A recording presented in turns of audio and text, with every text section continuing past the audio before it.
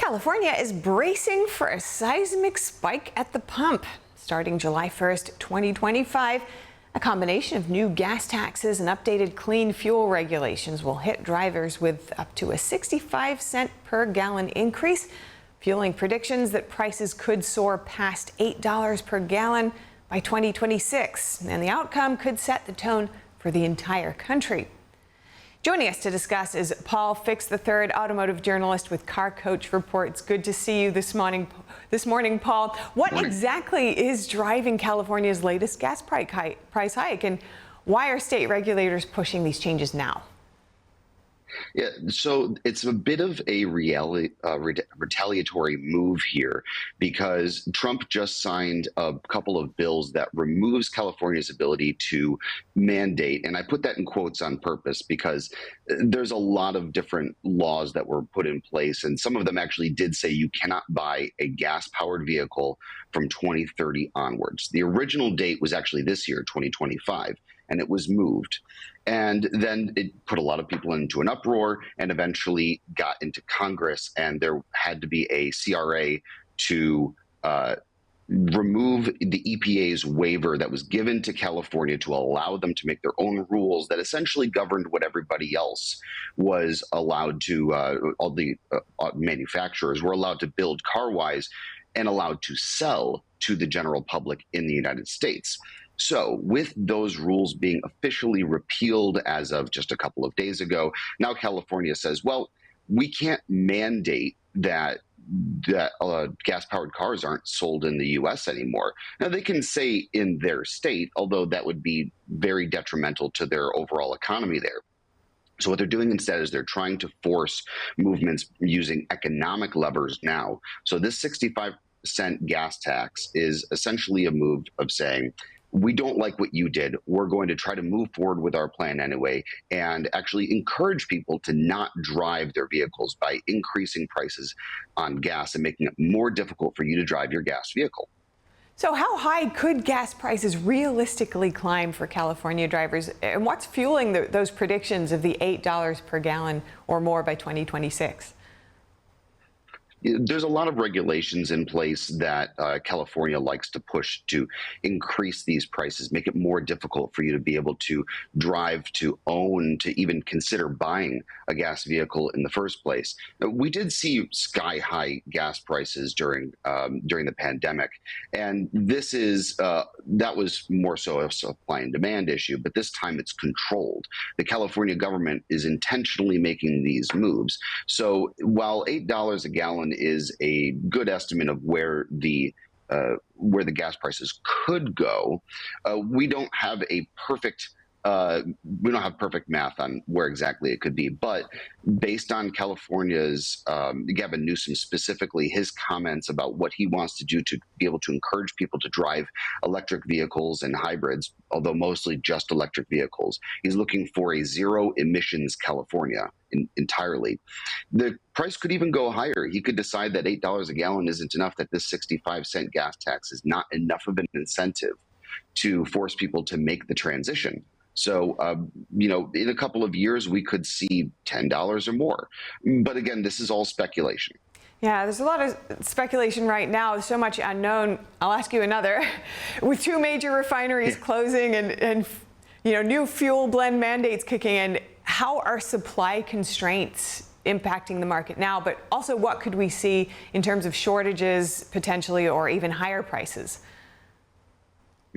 I haven't seen anything lately going on with the adjustment of supply and demand right now.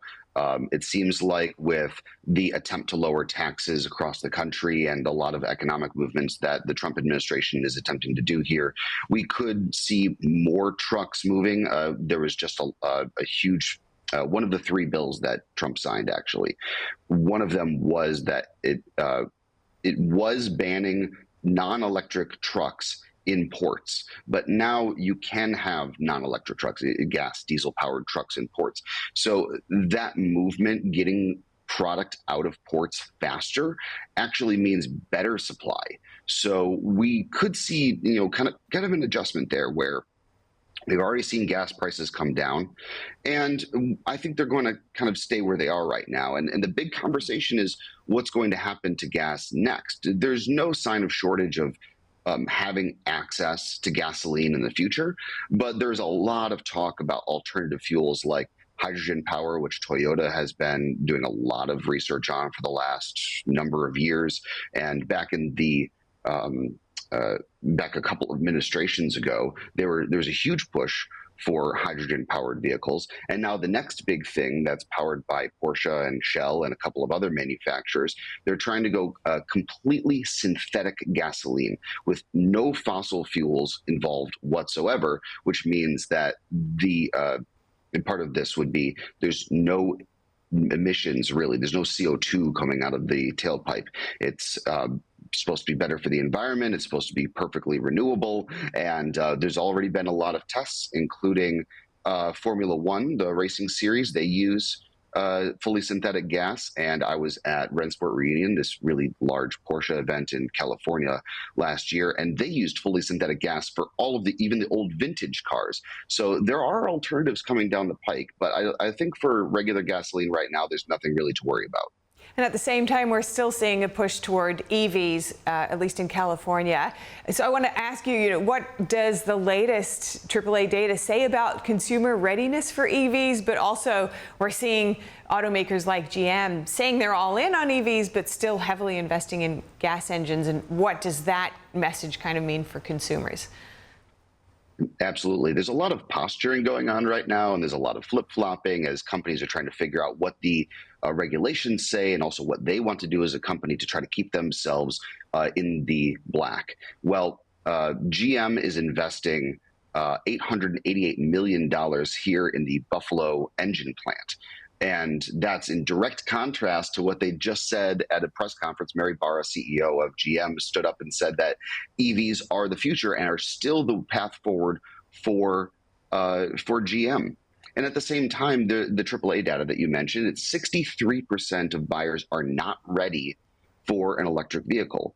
And as you drill down into more and more of the statistics, it looks like people aren't ready, mostly because of the worry that they're not going to be able to charge their electric vehicle. And it goes deeper from there as well, where the percentage of cars sold each year that are electric is less than 10%. And if the total number of vehicles on the road reaches 10%, which is a very, very long way off, then we start to talk about issues with being able to actually charge your vehicle because of rolling blackouts and brownouts. So there are some concerns going on, but then there's companies like Toyota.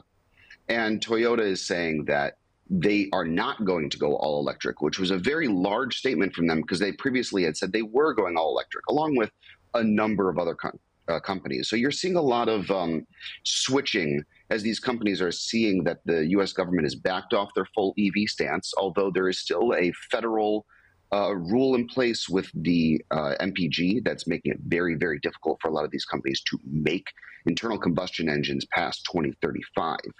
So we'll continue to watch that. But as for now, a lot of companies have pulled back and said, we're not going to make full electric vehicle lineup. We're going to have a mix. We're going to have internal combustion engine, diesel, hybrid, plug-in hybrid, and EV. Certainly a fluid space with push and pushback, yes. But certainly we will be watching this closely with you. Paul Fix III, thank you so much for joining us again for a look at this. Thank you. If you like this video, give it a like and subscribe for more videos like this, and check out our car review channel, Car Smarts. You can support me by buying me a cup of coffee, and if you want even more content, check out the links in the description. I'm Lauren Fix. Thank you so much for watching.